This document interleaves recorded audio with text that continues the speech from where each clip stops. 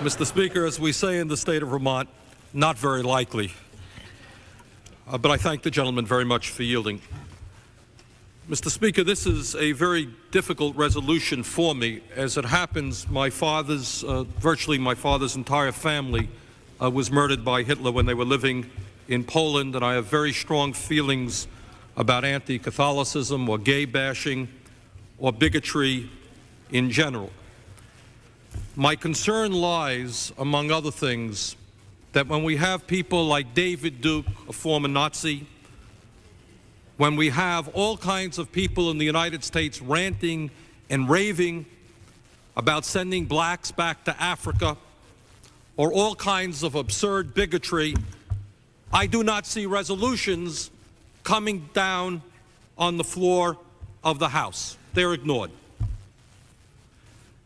My concern also is that while virtually every member of this body condemns the horrendous and stupid remarks that we're discussing today, I fear very much that the people who follow Mr. Muhammad or Mr. Farrakhan are not going to stay up too many nights worrying that the United States Congress has condemned them. In fact, I suspect that if you want to see that movement grow, probably we have given them a shot in the arm today. To be condemned by the United States Congress in many communities of America is a step forward.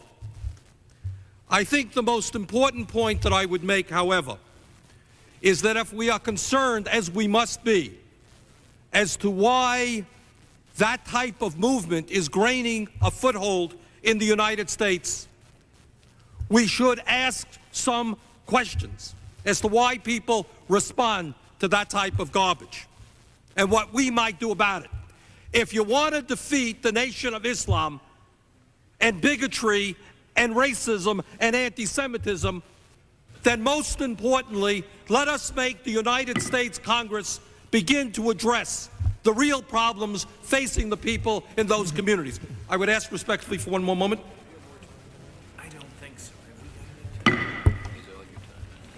Time the gentleman has expired. We can yield 1 minute to the gentleman. I thank the gentleman very much. The gentleman is recognized for additional. My point is that in so many communities of America today, there is such hopelessness, there is such despair that people are responding to the worst kind of nonsense.